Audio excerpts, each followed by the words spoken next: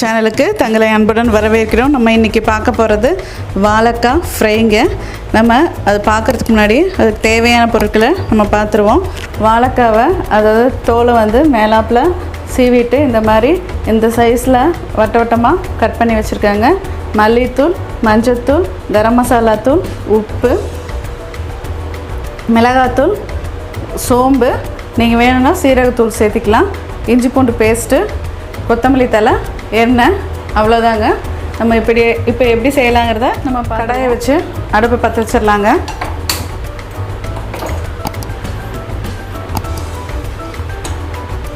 வாழைக்காவை எப்பயுமே நம்ம கட் பண்ண உடனே தண்ணியில் போட்டு வச்சிடணும், இல்லைன்னா அது கருப்பாயிடுங்க. அதனால தான் தண்ணியில் போட்டு வச்சுருக்கேன். இது வந்து நல்லா டேஸ்ட்டாக இருக்கும். நல்லா ஃப்ரை பண்ணி நம்ம எண்ணெயிலே ஃப்ரை பண்ணி எடுத்துக்கலாங்க.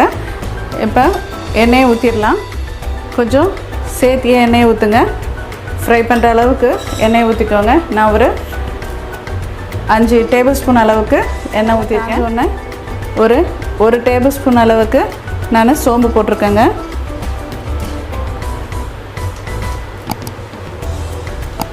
சோம்பு நல்லா பொரியட்டும். சோம்பு எல்லாம் நல்லா பொரிஞ்சிடுச்சிங்க. நம்ம இது கூடவே எடுத்து வச்சுருக்கிறேன் ஒரு 2 டேபிள் ஸ்பூன் அளவுக்கு இஞ்சி பூண்டு பேஸ்ட் எடுத்து வச்சுருக்கேன். அதை போட போகிறேன்.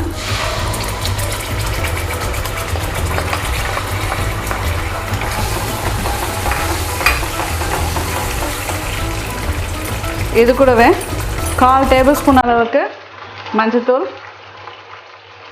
காரத்துக்கு தேவையான அளவு மிளகாத்தூள், ஒரு 1/2 டேபிள் ஸ்பூன் அளவுக்கு கரம் மசாலா தூள், 1/2 டேபிள் ஸ்பூன் அளவுக்கு மல்லித்தூள், இது எல்லாத்தையுமே போட்டு மிக்ஸ் பண்ணிடலாம் இஞ்சி பூண்டு பேஸ்ட்டோடைய.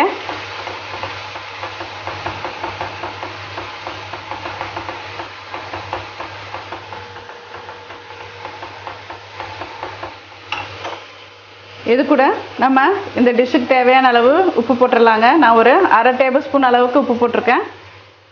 உப்பும் காரமும் உங்கள் சுவைக்கு ஏற்ற மாதிரி நீங்கள் போட்டுக்கலாம்.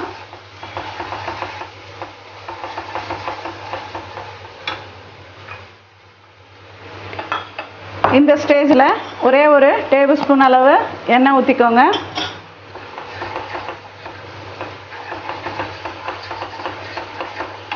இப்போ நம்ம எடுத்து வச்சுருக்கிற வாழைக்காய் இருக்கு இல்லையா, தண்ணியில் போட்டு வச்சுருந்த வாழைக்காவை போட்டுடலாம்.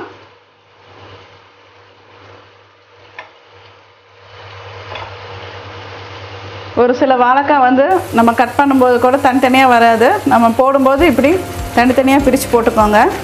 ரொம்ப தின் ஸ்லைஸாக கட் பண்ணிட வேண்டாம், ரொம்ப திக்காகவும் வேண்டாம்.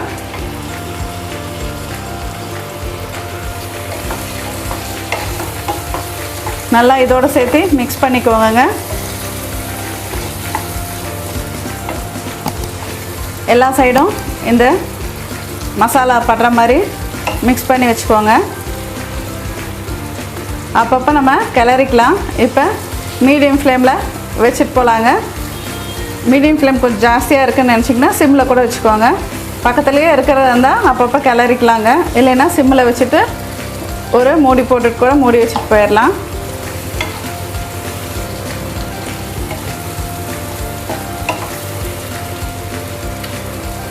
இது குழந்தைங்க ரொம்ப விரும்பி சாப்பிடுவாங்கங்க. இது ரசத்தோட சாம்பாரோட எல்லாம் ரொம்ப டேஸ்ட்டாக இருக்கும். அப்படியே ஸ்நாக்ஸ் மாதிரியும் வச்சு கொடுத்தா சாப்பிட்டுக்குவாங்க. வாழைக்காய் வந்து கேஸ் ப்ராப்ளம் வரும்னு சொல்லுவாங்கங்க. நம்ம வந்து கொஞ்சம் பூண்டு வந்து சேர்த்து, இஞ்சியும் பூண்டு கொஞ்சம் சேர்த்து போட்டோம்னா நமக்கு எந்த பிரச்சனையும் வராது.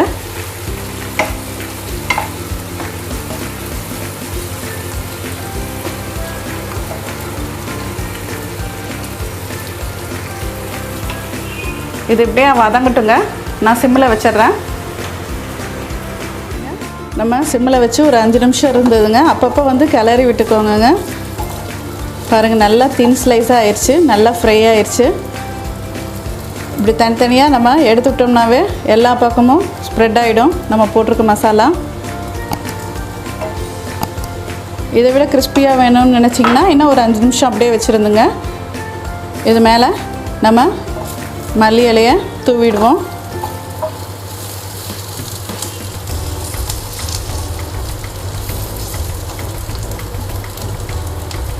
நல்லா கிறிஸ்பியாக ரெடி ஆயிடுச்சுங்க. இது ரசத்தோட சாம்பாரோட நல்லா டேஸ்ட்டாக இருக்குங்க. குழந்தைங்களுக்கு ரொம்ப விரும்பி சாப்பிடுவாங்க. இந்த மாதிரி ஒரு தடவை ட்ரை பண்ணி பாருங்கள் வாழைக்காய் செய்யும்போது. இப்போ நம்ம அடுப்பை ஆஃப் பண்ணிடலாம். சுவையான வாழைக்காய் ஃப்ரை ரெடி ஆயிடுச்சு. இந்த வீடியோ பிடிச்சிருந்தா லைக் பண்ணுங்கள், ஷேர் பண்ணுங்கள். மறக்காமல் உங்கள் கருத்துக்களை கமெண்ட் பாக்ஸில் தெரிவிங்க. சுவைக்கலாம் வாங்கங்கிற நம்ம சேனலை சப்ஸ்கிரைப் பண்ண மறந்துடாதீங்க. நன்றி, வணக்கம்.